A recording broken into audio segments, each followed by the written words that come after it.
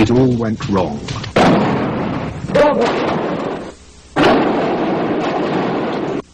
Who's criminal or have killed people could run away, but not me. All the international air workers come to count us and visit us like tourists. It was a refreshing break with tradition, but it would not last.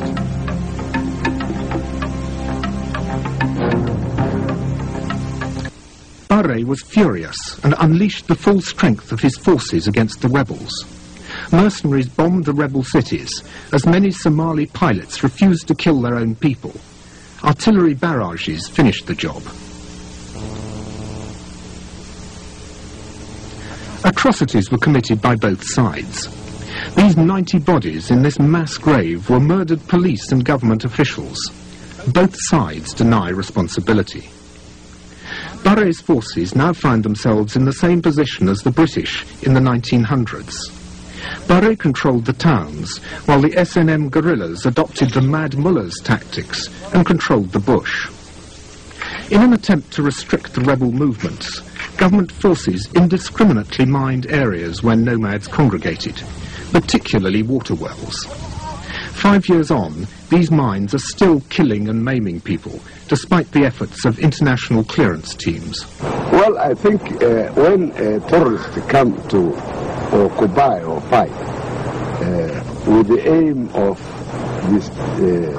disconnecting the country, any country in the world should have done this. This is what happens in Britain, what happens in Italy, what happens in everywhere in the world. That there are hell of disturbance and who have the right to defend the unity and peace and security of his own nation should have taken some decision or even worse.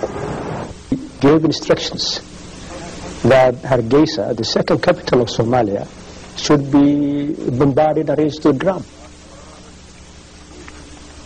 The savagery of his reaction to the SNM and other opposition groups convinced most of the population that he must go.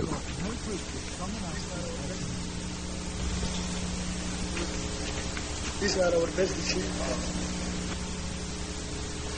Ever more insecure, Barre hit out at the slightest criticism.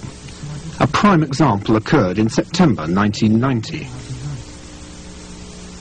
In the stadium, September 1990, he was there to watch a football game. Few people booed at him. He couldn't accept that. How could somebody shout at me? Nobody overthrew me. I left Mogadishu. If I could have preserved the life of the people and the property, the social property of the country. And therefore, I believe, not because I believe, but I am the president of Somali Democratic Republic up to now. In hot pursuit, Aidid's forces indulged in an orgy of murder, rape and looting. 500 were bayoneted to death against this pillar. These men were tortured to extort their savings.